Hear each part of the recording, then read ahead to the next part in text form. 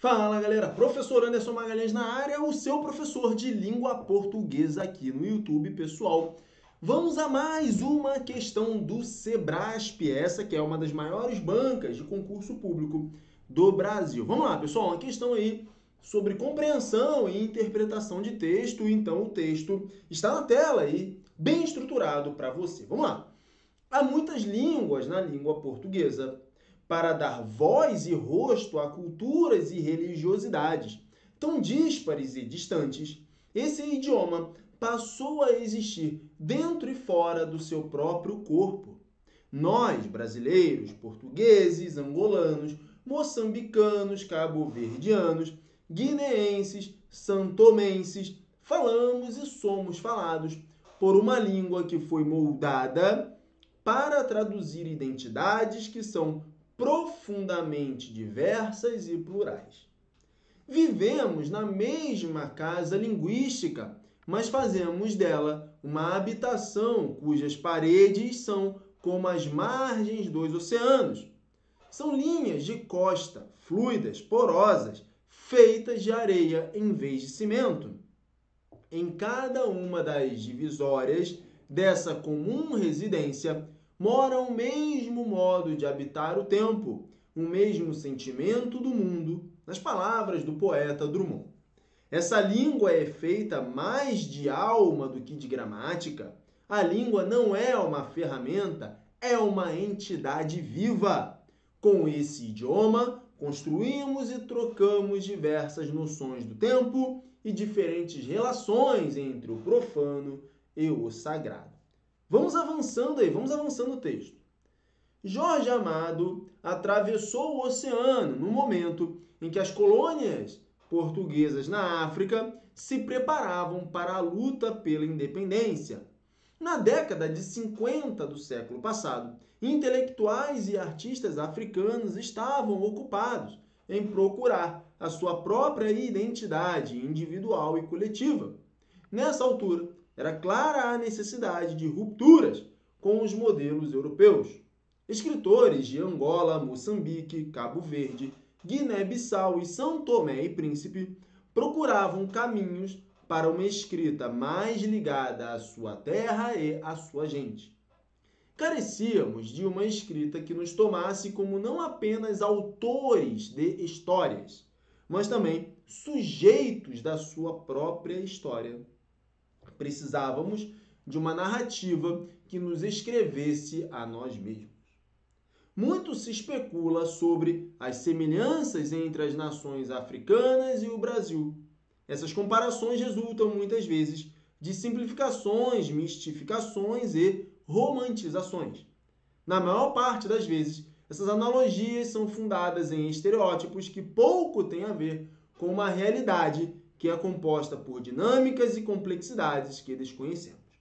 Vamos avançando nesse texto aí, temos mais um parágrafo. O que é mais africano no Brasil e mais brasileiro na África não é o candomblé, não são as danças nem os tipos físicos das pessoas. O que nos torna tão próximos é o modo como, de um e de outro lado do Atlântico, aprendemos a costurar culturas e criar hibridizações. Hibridizações são misturas, né? A presença africana não mora hoje apenas nos descendentes dos escravizados. Essa presença permeia todo o Brasil. Dito de outra maneira, a semelhança não está no pano, está na costura, está no costureiro. Esse costureiro é a história e é a língua que partilhamos. Essa língua é, ao mesmo tempo, linha, pano e mãos tecedeiras.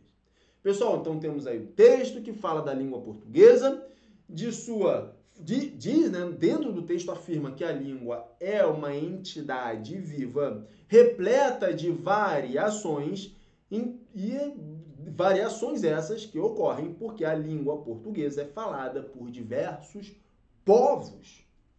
Julgue o item a seguir, considerando aspectos temáticos, estruturais e conceituais do texto.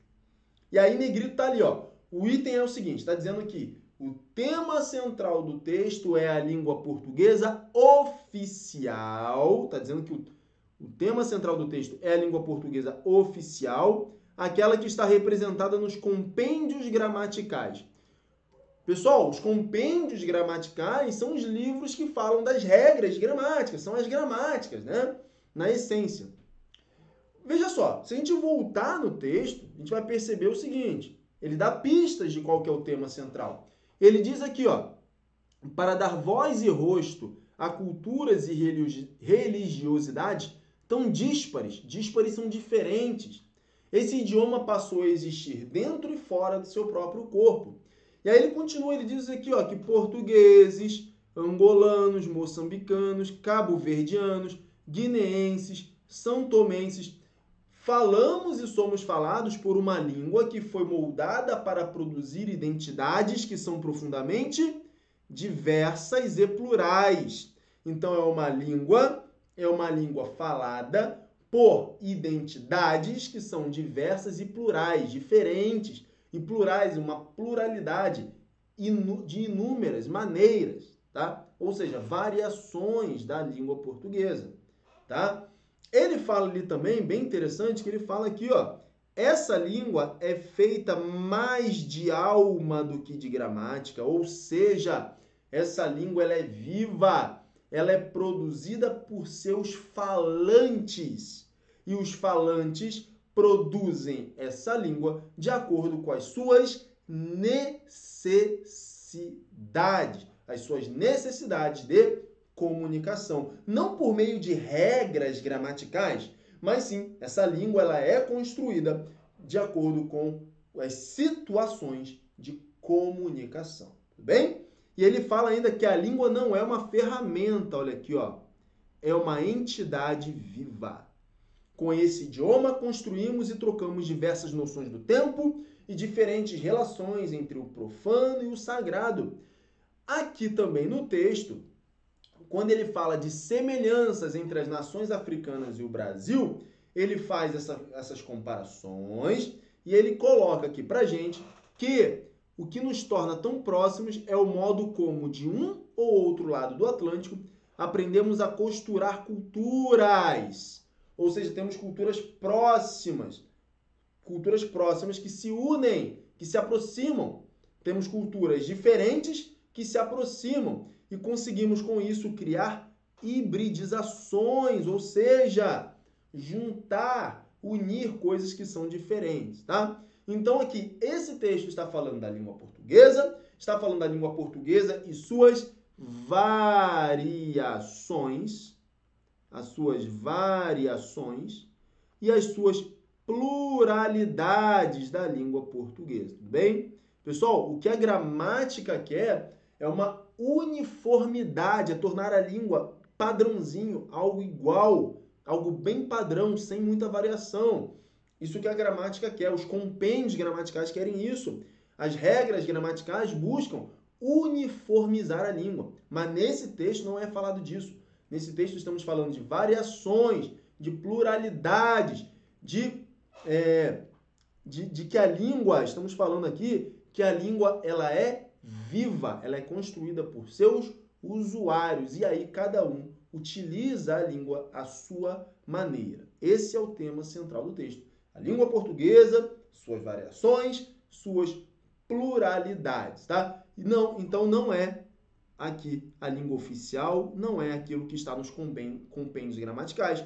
Portanto, esse item é um item errado. Pessoal, eu sou o professor Anderson Magalhães, eu espero que você tenha compreendido essa questão de compreensão de texto. Nós estamos juntos, um grande abraço, até a próxima. Inscreva-se aqui no canal do professor Anderson Magalhães. Tchau, tchau, fui!